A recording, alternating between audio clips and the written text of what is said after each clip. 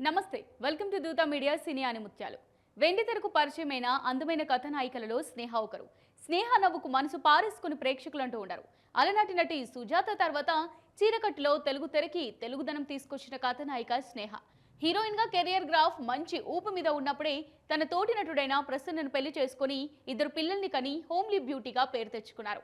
కథానాయికగా అగ్ర హీరోలతో నటించిన ఈ అమ్మడు ప్రస్తుతం క్యారెక్టర్ ఆర్టిస్ట్ గా రాణిస్తూ సూపర్ స్టార్ స్టేటస్ సొంతం చేసుకుంటోంది. ఇటు సినీ పరిశ్రమలోనూ అటు దాంపత్య జీవితంలోనూ తన జర్నీని సాఫీగా సాగిస్తున్న స్నేహ అలియా సుహాసిని గురించి నేటి సినీ ఆణిముత్యాలలో తెలుసుకుందాం. స్నేహ అసలు పేరు సుహాసిని.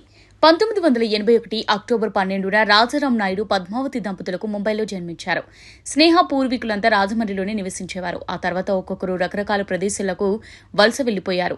స్నేహ తండ్రి మాత్రం ముంబైలో స్థిరపడ్డారు. స్నేహకు ఒక అక్క, ఇద్దరు సోదరులున్నారు. స్నేహ పుట్టిన తర్వాత వారి కుటుంబం షార్జాకి వలస వెళ్లింది.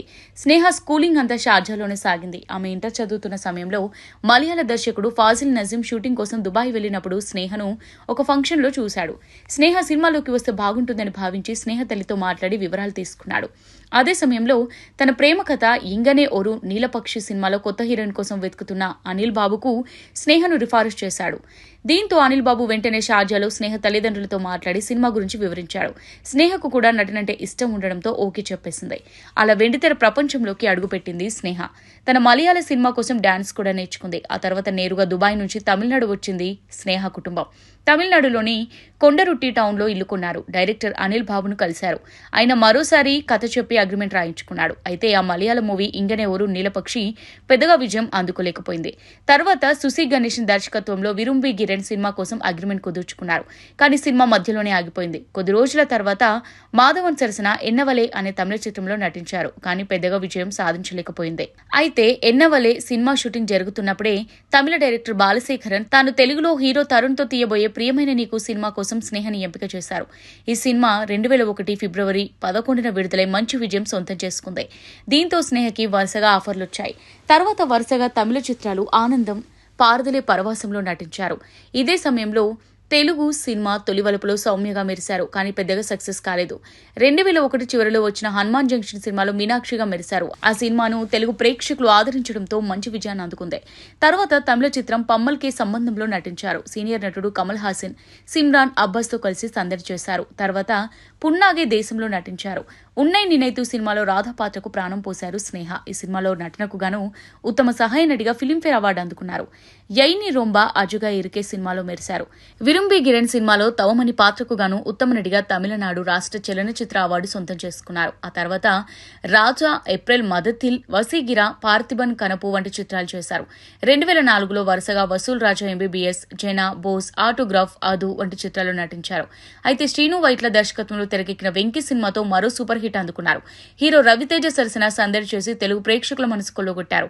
ఆ తర్వాత తమిళంలో ఆయుధం సినిమా చేయగా తెలుగులో సంక్రాంతి సినిమాలో హీరో విక్టరీ వెంకటేష్ సరసన మళ్లీ సందడి చేశారు. మరో విజయం తన ఖాతాలో వేసుకున్నారు. తర్వాత రాధాగోపాలం సినిమాలో హీరో శ్రీకాంత్ కు జోడిగా నటించారు. ఈ సినిమాలో రాధగా చేసిన స్నేహ పాత్ర తెలుగు ప్రేక్షకుల గుండెలో ప్రత్యేక ముద్ర వేసిందని చెప్పవచ్చు. తర్వాత చిన్న, ఏబిసిడి, అతడే పాండు వంటి సినిమాలో నటించారు. కానీ పెద్దగా పేరు రాలేదు.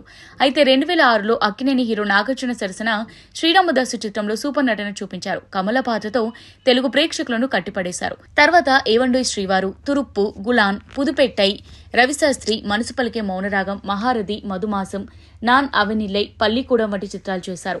పరివం సంతిప్పోం చిత్రంలో నటనగాను ఉత్తమ నటిగా మరోసారి తమిళనాడు రాష్ట్ర చలనచిత్ర అవార్డు అందుకున్నారు స్నేహ. ఇంబా సినిమాలో ప్రియాగా మెరిశారు. నీ సుఖమే నే కోరుకున్న సినిమాలో స్వప్నగా, పాండిలో భువనగా నటించారు. ఆ తర్వాత కె రాఘవేంద్రరావు దర్శకత్వంలో నందమూరి బాలకృష్ణ సరసన పాండురంగడు చిత్రంలో తన నటనా నైపుణ్యాన్ని ప్రదర్శించారు. ఎంఎం కిరవాణి సంగీతం అందించిన ఈ సినిమా సూపర్ డూపర్ హిట్ కొట్టింది. ఆ తర్వాత చిన్న చిన్న సినిమాలు చేశారు. కుశేలన్, ఆదివిష్ణు, సిలంబట్టం, అచ్చముండు, అమరావతి, గోవా, తీరద విలయ్యట్టు పిల్లై, అంగడితేరు, ప్రమాణి, షిక్కర్, వందేమాత్రం, భవానీ, పొన్నార్ శంకర్ వంటి చిత్రాల్లో కథానాయికగానే కాకుండా పలు కీ రోల్ ఉన్న పాత్రలు చేశారు. ఇదే సమయంలో రాజన్న సినిమా రూపంలో మరో సక్సెస్ అందుకున్నారు స్నేహ. హీరో నాగార్జున సరసన లచ్చమ్మగా నటించి అద్భుతమైన విజయాన్ని సొంతం చేసుకున్నారు. ఓరుకల్ ఒరుకన్నది, మురట్టు కాలై, హరిదాసు, పన్నయ్యరు, పద్మినియం, ఒంగరణి వంటి తమిళ, మలయాళ చిత్రాలు చేశారు. ఉలవచారు బిర్యానీ మూవీలో విలక్షణ నటుడు ప్రకాష్ రాజ్ సరసన నటించారు. చిన్నపాటి విజయాన్ని సొంతం చేసుకున్నారు. అయితే అప్పటికే ఆమెకు హీరోయిన్గా మెయిన్ పాత్రలు రావడం తగ్గిపోయాయి. దీంతో సహాయ పాత్రలు కూడా చేయడం మొదలుపెట్టారు Sneha. Un Samayal, Arayil, son of Satyamurthy, JK, Kaval, Rajathi Raja, Ore Mukham Bhama, the great father, Velaikkaran, global star Ram Charan నటించిన వినయ్ విధేయరాములోను సహాయ పాత్ర చేశారు స్నేహ. ఆ తర్వాత కూడా కురుక్షేత్రం, పట్టాలు, క్రిస్టోఫర్, షార్ట్బూట్ 3 వంటి తమిళ, మలయాళ సినిమాలో కిరోల్ పోషించారు. అటు సినిమాలతో పాటు ఇటు టెలివిజన్ షోలలోనూ నటిస్తున్నారు స్నేహ. మిస్టర్ అండ్ మిసెస్, ఒకరికి ఒకరు, డాన్స్ జోడీ డాన్స్ వంటి షోలకు న్యాయమూర్తిగా వ్యవహరించారు. పాత్ర తనకు నచ్చితే చాలు, తానెప్పుడు రెడీ అని చెబుతున్న స్నేహ వెండి తెరపై మరింతగా రాణించాలని కోరుకుంటూ నేటి సినీ ఆణిముత్యాలకు సెలవు తీసుకుందాం. ఇది వాళ్ళ సినీ ఆణిముత్యాలు. మరో నటి ప్రస్థానంతో మళ్ళీ కలుద్దాం. కీప్ వాచింగ్ దూత మీడియా.